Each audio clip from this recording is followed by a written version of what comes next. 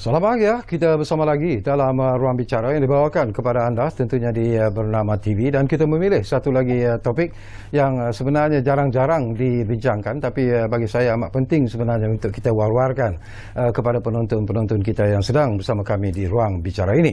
Topik yang kita pilih di Ruang Bicara hari ini ialah isu agama dalam pengiklanan. Dan kita ada 3 tetamu yang cukup hebat sebenarnya untuk bercakap tentang isu ini. Jadi izinkan saya terlebih dahulu memperkenalkan tetamu-tetamu saya yang sudah pun berada bersama saya di studio Ruang Bicara ini. Di sebelah kiri saya ini yang paling dekat dengan saya, kita ingin mengucapkan terima kasih dan selamat datang kepada yang berbahagia Encik Wan Syarul Amri Wan Mansor yang merupakan pengurus kandungan Zion Astro Radio #indah di hati. Oh, saya sempat dengar juga Zayan sebenarnya. Thank you menyebut kami. Dan kita juga ingin mengucapkan selamat datang dan terima kasih pada seorang lagi tetamu, Puan betul ya? Ya, betul. Puan Madia Mahmud yang merupakan pengarah eksekutif Forum Kandungan.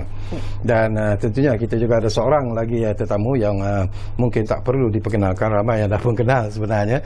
Jadi selamat datang dan terima kasih kepada yang berbahagia Encik Namanzi Haris yang merupakan Ketua Pegawai Eksekutif TV Al-Hijrah. Terima kasih Tok. Terima kasih. Prestasi TV Al-Hijrah kita ke ini? Alhamdulillah. Syukur. Dia hikmah selepas pandemik ni. Atau bila orang membincangkan tentang isu takut mati ni, konten agama dia meningkat. Alhamdulillah. TV Hijrah. Alhamdulillah. Okey, kita ingin membincang sesuatu yang macam saya katakanlah Puan Madiha, jarang-jarang dibincangkan sebenarnya. Apa pentingnya sebenarnya bila kita bercakap tentang permekasaan isu agama dalam periklanan itu? Isu agama dalam pengiklanan ni memang amat penting lah, sebab sekarang ni kita ada banyak konten ataupun kandungan berkenaan dengan agama, dan terutamanya iklan juga, dan pemasaran bagi komuniti ataupun pengguna muslim consumer ni semakin lama semakin meningkat. Tetapi ada masalah yang timbul di situ, iaitu ada syarikat ataupun pengiklan-pengiklan yang tidak begitu bertanggungjawab, yang menggunakan agama Islam tu sebagai gimmick pemasaran semata-mata.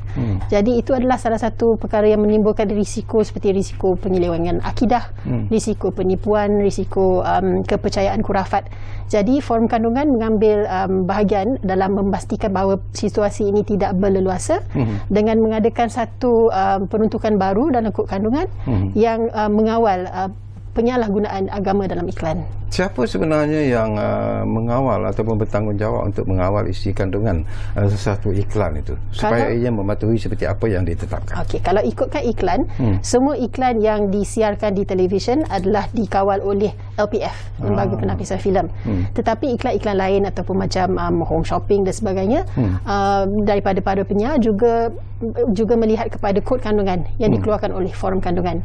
Tapi Forum Kandungan ni kita bukan penapis, kita bukan lembaga penapisan, kita tidak mengawal kandungan tersebut. Kami hanya menggalakkan pengawasliaan kendiri. Jadi itu perlu dijadikan tanggungjawab untuk penyiar, pengiklan dan pengguna jugalah. Tapi betapa seriusnya isu ini sebenarnya jika kita kaji daripada apa yang berlaku ketika ini? Isu ni makin lama makin meningkat. Kita nampak pelbagai iklan yang dikeluarkan ni bukan sahaja di kaca TV ataupun di radio, juga di social media. Jadi isu ni memang semakin lama semakin merunsingkan lah. Jadi masalah ni perlu dibendung.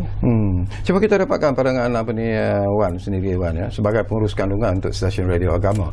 Bagaimana pihak Wan sendiri menjamin ataupun memastikan bahawa iklan di platform anda tidak eksploitasi agama itu? Kita sendiri kena menjadi gatekeeper kepada pengisian-pengisian yang ditawarkan untuk kita kongsikan, terutamanya daripada pengiklan itu sendiri dari segi ilmu ataupun common sense yang kita ada. Dan selalunya kita sendiri akan berdamping dengan agensi seperti JAKIM, Jawi, Jais dan sebagainya untuk meminta khidmat nasihat, adakah pengisian-pengisian tersebut bersesuaian ataupun tidak. Adakah kadang-kadang benda ni sangat sensitif dan sangat dia mencari loophole untuk istilahnya menunggang.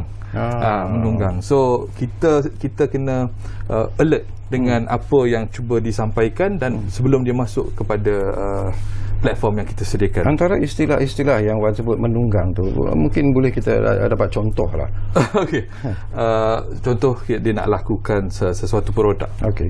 Tapi mungkin dia guna ayat-ayat yang untuk meyakinkan pengguna dan mengaitkan agama kepada produk tersebut. Contohnya air yang dibacakan, ayat dan sebagainya. So benda testimonial begini sangat harus diberi perhatian yang sangat ketat lah oleh terutamanya agensi-agensi yang berkaitan. Ramai mungkin tidak sedar apa yang mereka cuba bawa itu tidak bersesuaian dengan pegangan akidah ataupun didikan agama yang kita harus ketengahkan. So benda-benda begini pihak yang menjaga saluran ataupun platform dan sebagainya, penyiaran terutamanya, kita sendiri yang kena pastikan kita tahu itu tidak bersesuaian dengan didikan agama yang harus kita promote. Macam Tuan Al-Manzil sendirilah, seorang yang cukup berpengalaman. Apakah TV Al-Hirjah juga menghadapi masalah yang sama? Kita sedikit kita bertuah kerana kita ni dikawal selia oleh LPF di bawah Kementerian Dalam Negeri. Namun ada beberapa platform lain yang sekarang ni menjadi akses kepada begitu ramai orang, terutamanya social media.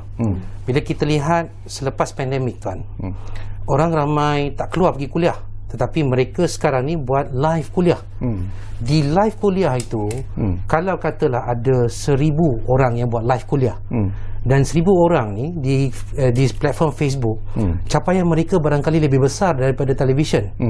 Dan mereka ni akan mempromosikan seperti yang mana Wan sebut tadi, Puan Mediha sebut tadi, ayat-ayat ruqyah, jualan minuman ayat-ayat ruqyah, ataupun makanan sunnah.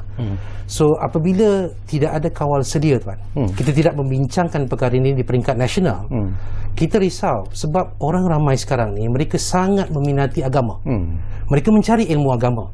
Tapi yang paling penting adalah bagaimana kita boleh memberitahu kepada orang ramai sumber rujukan, cek, tabayun. Kita tak nak dia jadi berleluasa. Seperti Puan Mediha kata, dia akan menimbulkan isu yang lebih besar kemudian. Isu akidah, isu kepercayaan. Ini yang saya rasa dia menjadi satu perkara yang sebenarnya baik apabila orang mencari agama, tetapi juga perlu dilihat daripada sudut nasional. Bagaimana kita boleh mengawasi beberapa perkara tambah baik. Bila kita sebut tentang kawal selia, ini pun satu isu yang cukup penting sebenarnya, Puan Mediha, ya. Ianya bukan mudah lah. Kita lihat kepada perubahan teknologi sehingga sekarang ini. Kita bercakap tentang media sosial sebenarnya, dan sekarang ini mereka pula menggunakan apa yang kita panggil sebagai influencer, orang yang berpengaruh kononnya lah dalam isu agama dan sebagainya. Bagaimana kita nak mengawal selia sama ada apa yang dipersembahkan itu, baik secara iklan dan sebagainya, itu betul-betul mengikut apa yang seharusnya ataupun tidak. Jadi macam mana kita nak mengawal? Cara yang terbaik sebenarnya adalah untuk menjadikan kod kandungan itu satu rujukan daripada orang yang mengeluarkan atau mencipta kandungan tersebut kepada platform yang menyiarkan juga, dan juga pengguna. Sebab pengguna ni pun sangat berkuasa sebenarnya. Sekiranya mereka melihat sebarang iklan ataupun promosi oleh influencer tersebut yang mungkin dikatakan tengah mengeksploitasi agama, mereka boleh menggunakan kuasa mereka untuk report, untuk block, untuk mute, untuk unfollow, untuk menggunakan kuasa sebagai pengguna untuk memastikan bahawa semua masyarakat memang sedar bahawa perkara ini tidak patut berlaku, dan semua ada kuasa di tangan mereka untuk memastikan perkara itu tidak diulangi oleh orang lain. Tapi tidak semudah seperti apa yang kita jangkakan sebenarnya.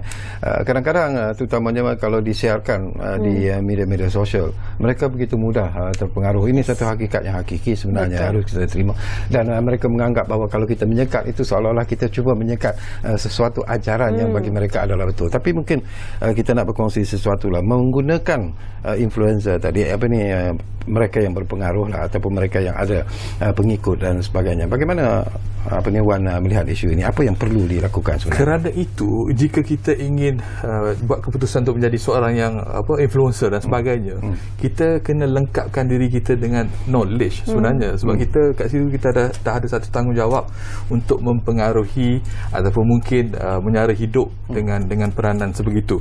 So bagi saya, cara yang paling selamat dan terbaik ialah dapatkan hikmat nasihat tadi dengan kalau kata kita nak mempromosikan sesuatu produk, so kita kena buat pemeriksaan, ataupun kita sendiri sebagai seorang influencer tu kena ambil tahu apakah hukum hakam ataupun apakah yang terbaik untuk cara kita sampaikan mesej tersebut kepada followers kita.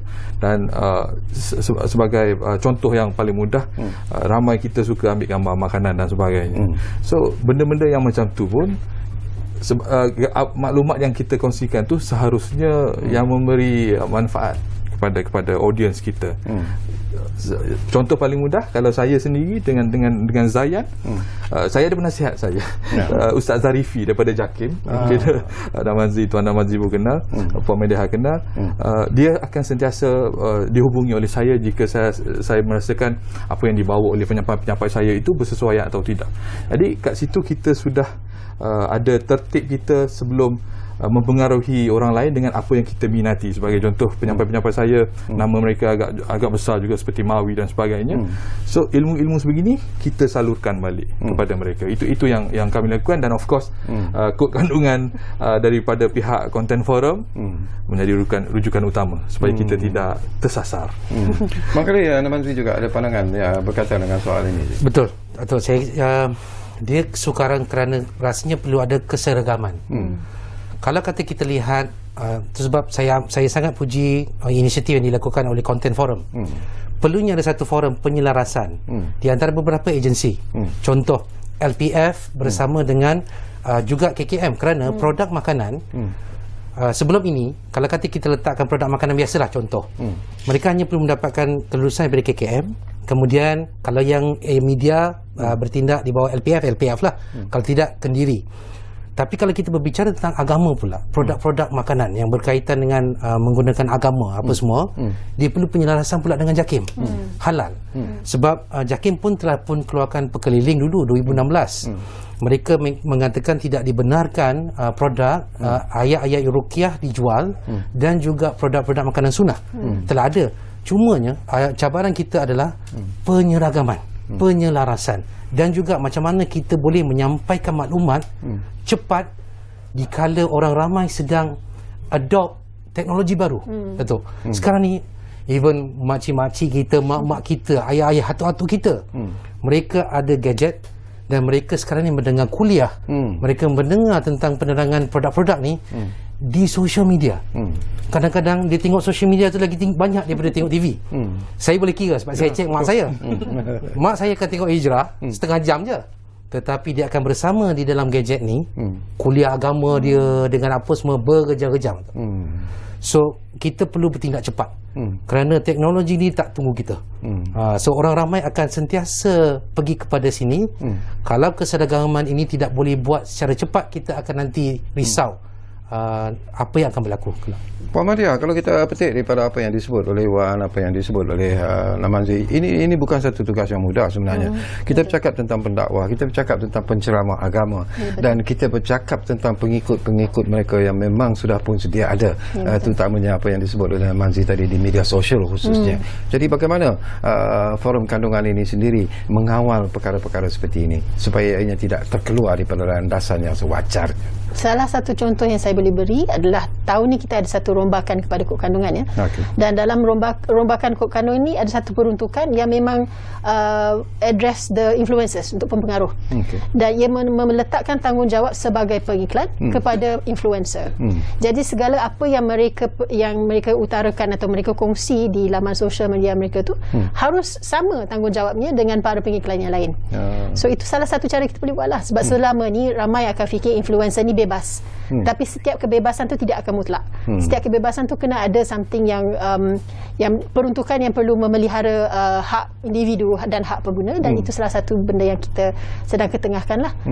Jadi saya ambil peluang ni jugalah untuk kata kepada Datuk dan siapa-siapa yang sedang menonton ni, sekiranya mereka mahu participate dalam rundingan awam ni, it's still going on, insyaAllah. Sampai hari esok kita akan tutup. Jadi segala pendapat tu kita terima dan kita alu-alukan, sebab kita mahu kod kandungan baru ni betul-betul mencerminkan suara rakyat Malaysia, insyaAllah. Bagaimana kod yang baru ini boleh mencerminkan itu sebenarnya? Kod ni mengambil kira semua isu-isu yang belum belum diadres oleh kod kandungan yang lama. Contohnya influencer, sebelum ni tak ada pasal influencer. Contohnya kandungan agama dalam pengiklanan, itu pun belum ada. Dan beberapa isu lain lah, memperkasakan hak OKU, meningkatkan hak kanak-kanak dalam iklan dan sebagainya. Barangkali Wan, daripada apa yang disebut oleh Puan Amelia, apakah Wan sendiri melihat bahawa sekiranya isu ini tidak beri kawalan yang sepatutnya, ianya mungkin juga akan menimbulkan perkara-perkara yang tidak kita ingini satu hari nanti? Betul.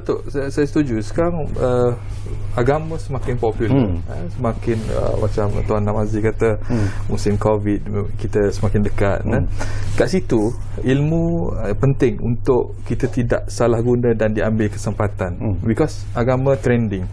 So ada ustaz pernah berkata, pernah beritahu pada saya, dia kata agama ni paling senang nak buat duit, because dari segi trusty, dari segi kefahaman dan kepercayaan. Apa yang dilakukan oleh pihak Content Forum, pihak Al-Hijrah dan juga Zayan dan juga mungkin Bernama sendiri, dari segi kawal selia ataupun self-regulation, kawalkan diri lah, maknanya kita sendiri sedar, kita tahu what's going on. Ini dapat mengelakkan daripada permasalahan yang macam Puan Medha kata tadi, kepercayaan ataupun pengikut-pengikut yang mungkin terlalu taksub kepada apa yang disampaikan itu salah. So kita bendung daripada awal, kita seragamkan seperti kata Tuan Mazhar, kita bersatu untuk menyelaraskan semuanya supaya kita ada satu rujukan yang kita dapat ikut dan bagi mengelakkan masalah-masalah yang mungkin akan timbul. Betul. Ini sesuatu yang penting sebenarnya Namazi, Kalau kita lihat, ialah saya sendiri menonton TV Al-Hijrah, itu antara TV channel yang cukup saya minati sebenarnya. Secara ikhlas saya lakukan. Alhamdulillah. Dan saya pun tadi sebelum datang pun saya sempat dengan Zayan. Allah indah di hati. Allah. Hashtag indah di hati. Tapi bukan mudah sebenarnya. Mungkin juga dari segi program-program, dari segi iklan-iklan yang disiarkan, ialah bila kita gunakan agama itu, ianya begitu dekat dengan hati kita, terutama umat Islam sendirilah. Dan bila kita cuba pisahkan pula tentang tadi disebut tentang kita amalkan apa yang disebut sebagai kendiri, apa tadi? Self-regulation. Self-regulation itu sendiri. Apakah itu kita sudah bersedia sebenarnya untuk melakukan itu? Dari segi knowledge. Soalan yang sangat baik itu. Saya meletakkan harapan yang sangat tinggi kepada masyarakat dan juga kepada semua. Kerana kita ni dilahirkan sebagai seorang Islam. Bila kita dilahirkan seorang Islam, kita sudah ada satu pasak ilmu yang kita boleh fikir dan kita boleh juga buat. Dari satu sudut, benar kalau orang sangat membicarakan tentang menunggang agama, tapi kita boleh lihat konteks bagaimana mereka menggunakan agama itu, ataupun bagaimana agama itu diletakkan sebagai satu bentuk branding. Sebagai contoh, bolehkah kita menghalang produk tudung apabila mereka menjual tudung? Adakah itu kita kirakan sebagai menggunakan agama untuk menjual tudung? Pada saya personally tidak. Kerana tudung itu apabila diletakkan sebagai contoh, dia ada dalam Quran, disebutkan dalam surah An-Nur ayat 31. Dan produk-produk itu membantu kita menjadi seorang Muslim yang lebih baik. Yang itu pada saya kita teruskan iklan tentang Al-Quran, tentang buku-buku ilmiah menggunakan agama untuk kita memastikan, kita memasarkan kalau kita ingin belajar tentang agama, inilah dia produk-produk yang boleh membantu. Dari satu sudut, produk-produk yang kita sebutkan tadi, overclaim secara melampau-lampau, ayat ruqyah, awak beli ini insya-Allah awak akan masuk jannah. Itu yang kita harus kawal selia. Kemelampauan di dalam memasarkan produk menggunakan agama. Tetapi kita tidak boleh menghalang untuk produk-produk yang lain. Itu sebab penting kematangan juga ilmu yang ada di peringkat agensi, di peringkat kita semua, termasuk sampailah kepada pembeli, Dato'. Pembeli juga, disebabkan kita nak kawal selia sangat sukar social media ni. Tetapi mereka boleh memainkan peranan. Mereka yang berilmu, macam Puan Medha kata, nampak salah dia jual terlebih report. Telah pun ada akta. Maknanya ada juga polisi. So kita semua kena memainkan peranan yang sama. Tapi yalah, macam saya sebut tadilah, ada juga pandangan dan juga pendapat sebenarnya yang mengatakan bahawa yalah, satu cara untuk mendapat sambutan daripada produk yang diiklankan itu ialah melalui penggunaan unsur-unsur keagamaan itu sendiri. Tetapi ada juga yang berpendapat bahawa ianya secara langsung ataupun tidak langsung kadang-kadang menyempitkan juga pasaran produk tersebut, kerana kita berada dalam sebuah negara yang multiracial contohnya. Jadi bagaimana nak mengimbangi di antara kehendak pasaran dengan kehendak keagamaan itu sendiri, tuan? Nanti pun kita dapatkan pandangan Ahmad Yadu. Saya rasa sebagai seorang yang beragama Islam, dan jika seorang businessman ingin menjual produk, salah satunya apabila mereka fokus produk mereka pada Muslim, of course lah mereka akan fokus pada Muslim. Sebagai salah satu cara dakwah kita kepada non-Muslim juga adalah untuk memberitahu tentang in Islam. This is what it teaches. Contoh produk tentang kesihatan. Islam mementingkan kesihatan tubuh badan, mementingkan makanan yang suci. So kita ada satu cara yang saya rasakan kita akan sampai satu cara yang matang, yang mana kita boleh membicarakan, memasarkan produk agama kepada Muslim dan non-Muslim alike. Asalkan dia ada landasan yang benar dan telah pun melepasi beberapa garis panduan yang telah pun ditetapkan. Puan Maria sendiri, apa tindakan yang boleh diambil sekiranya kalau ada pelanggaran yang dilakukan terhadap isu ini? Kalau ada pelanggaran kepada kod kandungan, memang ada 3 tindakan yang boleh diambil. Satu tu adalah setakat warning je lah, selalunya kepada orang yang baru pertama kali buat kesalahan. Jadi kita akan kasih warning, kita beritahu apa peruntukan yang telah dilanggar dan jangan ulangi lagi. Tindakan kedua adalah dengan mengarahkan pemberhentian program tersebut, atau kalau di social media pula, take down the content. Dan thirdly is the compound. Kita ada kuasa untuk meletakkan compound sebanyak RM50,000. Tapi harus juga saya highlight di sini yang kod kandungan ini digunakan sebagai untuk mentafsirkan peruntukan di bawah Akta Komunikasi dan Multimedia, dan juga tertakluk kepada penalti-penalti di bawah akta tersebut juga lah. Okey, mana yang lebih penting sebenarnya, Wan, dan juga secara ringkas nanti saya juga dah dapat pandangan Namazi dalam isu ini, which is more important sebenarnya. Apa yang lebih penting sebenarnya? Kalau saya ada satu syarikat mengeluarkan satu produk dan saya menyediakan iklan-iklan tertentu, dan saya nak sponsor, nak taja program di Zayan, saya nak sponsor program di TV Al-Hijrah, apa yang mana lebih penting? Sebenarnya orang akan cakap apa ROI kan, maknanya apa keuntungan. Tapi kita ada tanggungjawab bila kita mengelola satu platform yang dikenali sebagai apa sesuatu penjenamaan. So kita akan kena tertakluk pada undang-undang tersebut, yang mana kita akan menjadi lebih kreatif untuk menasihat pengiklan ataupun penyiar itu sendiri untuk terus berkarya. Dia tidak menyekat kreativiti kita, sebenarnya dia akan mencabar kita supaya jangan langgar hukum kan. Matlamat tidak menghalalkan cara sebenarnya, tetapi kita akan menjadi lebih tahu kepada hukum hakam. Kita akan mendapat, kalau Zayan tu kita akan dapat berkat gitu. Itu yang apa yang saya sendiri usahakan. Kita tidak sewenang-wenangnya memikirkan keuntungan lah, kerana kita tidak mahu digelar ataupun dikaitkan dengan menunggang agama itu tadi. Jadi pengalaman tuan sendiri, ada tak menghadapi masalah ni, tuan? Ada orang yang sanggup sponsor your program, tapi iklannya itu tidak boleh diterima. Ada beberapa produk yang hadir, dan mereka hadir ni begitu tawaran tu kepada TV station, kepada platform sangat lumayan tu. So kita pun memikirkan, cakap kita pun perlu survive kan. Kalau sini even bernama juga perlu mendapatkan periklanan. Tapi pada akhirnya mereka yang berada di situasi yang boleh di bahagian pengurusan, di bahagian MPF, kita akan menilai bersama-sama. Bila kita lihat sesuatu produk itu dia melampau daripada sudut overclaim, dan juga menggunakan ayat-ayat Al-Quran, ayat-ayat hadis yang melampaui, kita akan merujuk.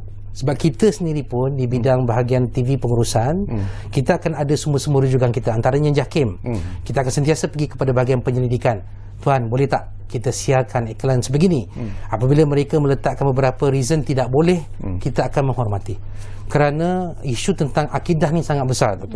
Dan benda tu sangat halus. kita sentiasa perlu berusaha untuk mengawal selia. Itu antara tugas-tugas kita. Alhamdulillah. Tapi sayang sekali penerbit kata masa dah pun ke penghujung sebenarnya. Jadi macam saya katakanlah, saya tak berpuas. Bahagian kedua. Saya tak berpuas hati sebenarnya. Banyak lagi yang ingin saya sentuh. Tak boleh kalau Mak kena datang sini. Kalau datang sini baru indah di hati.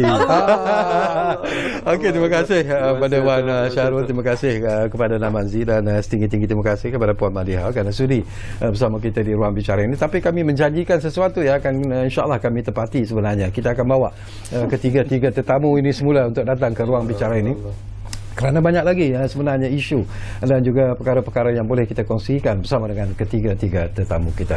Dan anda jangan ke mana-mana, kembali semula sebentar saja lagi kerana Ruang Bicara akan terus berbicara bersama anda selepas ini. Kita jumpa lagi.